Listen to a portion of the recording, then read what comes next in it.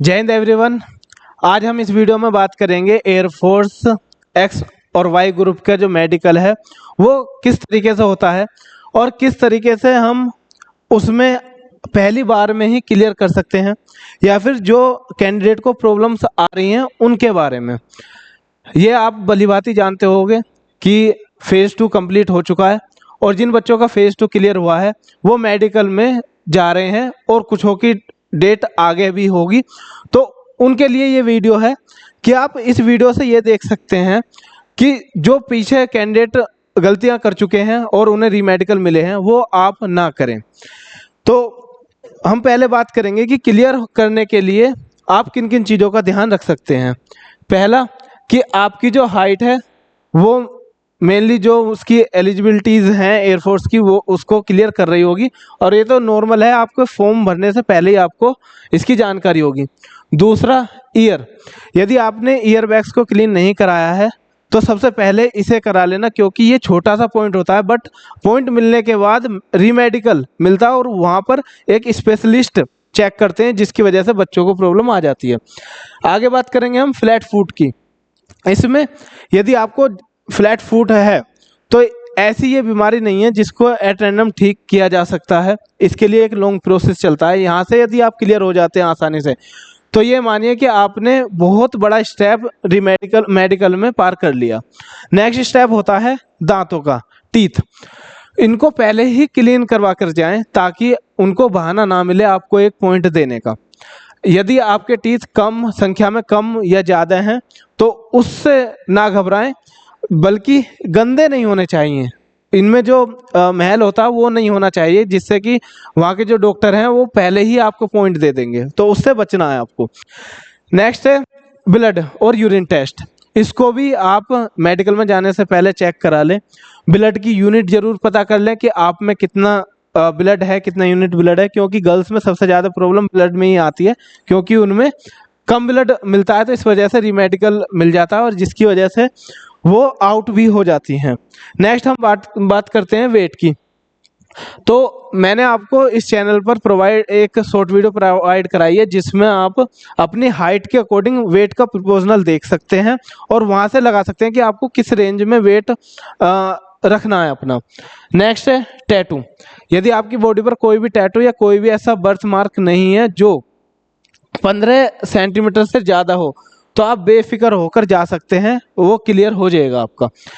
Next है यदि आपको कोई सर्जरी वगैरह हुई है तो मेनली उसका जो एक मार्क रह जाता है वो ज़्यादा ना हो, थोड़ा बहुत लाइट हो या फिर उन्हें पता ना चले तो ठीक है। यदि उन्हें पता चल जाता है तो वो आपको इस पर पॉइंट दे सकते हैं।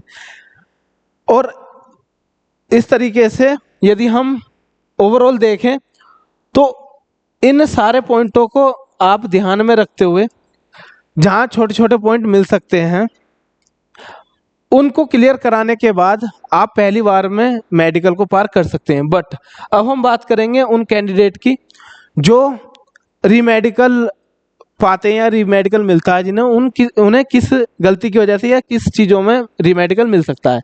पहला है सबसे ज़्यादा परसेंटेज होता है इसमें आइज़ का, जो आपका कलर विज़न है ना उसको लेकर सबसे ज़्यादा इस टाइम जो बच्चे रीमेडिकल ले रहे हैं वो कलर विज़न में ले रहे हैं, क्योंकि आप सभी को पता है कि पढ़ने की वजह से या स्क्रीन को ज़्यादा यूज़ करने की वजह से आंखें कमज़ोर हो रही हैं जिसकी वजह से हम चश्मों का भी यूज़ करते हैं। तो लेकिन वहाँ पर चश्मे अलाउ नहीं होते, गूगल्स अलाउ नहीं होते। तो इसलिए आपको बहुत ध्यान से इस स्टेप को क्लियर करना है, ठीक है। नेक्स्ट आता है नोकनी को लेकर और फ्लैट फुट को लेकर। ये तो ऐसी आपको लिए पॉइंट मिल जाएगा जिसे ठीक कराना बहुत ही मुश्किल है इतने कम टाइम में जितना कि वो रीमेडिकल में देते हैं। नेक्स्ट मैं पहले ही बता चुका हूँ कि आपको अपने कानों को साफ करके दांतों को साफ करके जाना है जिससे कि आपको ये छोटे छोटे पॉइंट ना मिले। वेट की बात रहती है वो थोड़े से लीनियंट रहते हैं वेट को लेकर। यदि बहुत ज़्यादा कम है और बहुत ज़्यादा मतलब एक रेंज जो मैंने आपको वीडियो में प्रोवाइड कराई है उससे यदि आपका 5 kg प्लस माइनस है तो वो मैनेज कर लेंगे। बट उससे ज़्यादा है 10 किलो है 7 किलो है 8 किलो है तो उसमें आपको प्रॉब्लम आ सकती है और आ रही है 10 से 12% कैंडिडेट को। टीथ की भी प्रॉब्लम बड़ी है। जो कैंडिडेट बस ऐसे ही बिना दांतों को साफ कराए चले जाते हैं, उनको एक माइनर पॉइंट मिल जाता है रीमेडिकल के लिए, और फिर रीमेडिकल में उसे स्पेशलिस्ट डॉक्टर देखते हैं और वो फिर अपने पर रिस्क ना लेकर बच्चे को ही आउट कर देते हैं। तो इसको आप ध्यान रखोगे। नेक्स्ट है आपके प्राइवेट पार्ट। इसको बहुत ध्यान से देखना है। यदि आप पहले चेक कराना चाहते हैं तो पहले करा सकते हैं, और यदि वो आपको कुछ भी इसमें गाइड करें तो उनकी बातों को बहुत ध्यान से सुनना है, क्योंकि वही बता सकते हैं कि किस तरीके की चीज़ें डिफेंस में अलाउ हैं या क्या नहीं। नेक्स्ट आता है हमारा ब्लड और यूरिन। ब्लड और यूरिन में कैंसर जैसी बड़ी प्रॉब्लम या HIV जैसी बड़ी प्रॉब्लमों को इग्नोर नहीं करते वो बिल्कुल भी। उसमें सीरियस आपको पॉइंट मिल सकते हैं और आप फिर डेफिनेटली आउट हो गए मेडिकल में। बट सबसे ज़्यादा आता है लेवल की बात, और इसमें सबसे ज़्यादा जो परसेंटेज होता है वो गर्ल्स का होता है। क्यों? क्योंकि गर्ल्स में जो लेवल है ब्लड का वो यूनिट बहुत कम रहती हैं। मेनली वो 12 यूनिट प्रीफर करते हैं। वो 12 से यदि आपके 11.5 या फिर इससे ज़्यादा है तो मैनेज कर लेंगे। बट यदि आपका 10 और 9 यूनिट है तो फिर तो वो मुश्किल है, आप आउट ही हो गए इसमें। अब हम बात करते हैं कि टैटू और स्किन पर जो भी आपका मार्क है उस पर क्या होता है। यदि आपका टैटू 15 सेंटीमीटर से बड़ा है, ज़्यादा है, कहीं भी हो, कैसा भी हो, या बर्थ मार्क है आपका, या कुछ भी इन्फेक्शन आपको हुआ हो, इंजरी हो, उसका जो भी मार्क रह गया, यदि 15 सेंटीमीटर से ज़्यादा है तो ये सीरियस पॉइंट बनता है। लेकिन इससे कम है तो आपको रीमेडिकल ही नहीं देंगे, ये आपका डायरेक्ट क्लियर हो जाएगा। उसके बाद आता है चेस्ट एक्सरे। इसमें कुछ कैंडिडेट को आउट किया जाता है और इसको ठीक कराना भी इम्पॉसिबल सा है। तो ये तो बस कुछ ही कैटेगरी के कैंडिडेट होंगे, 3 से 5% बस, बाकी सब आसानी से क्लियर कर सकते हैं।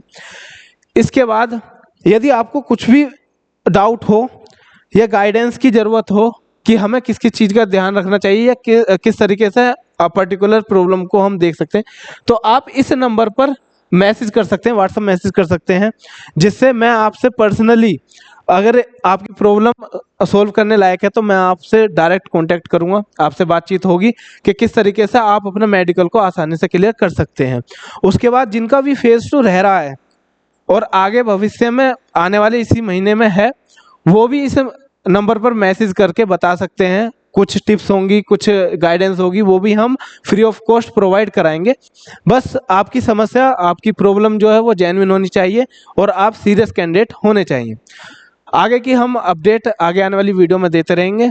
धन्यवाद।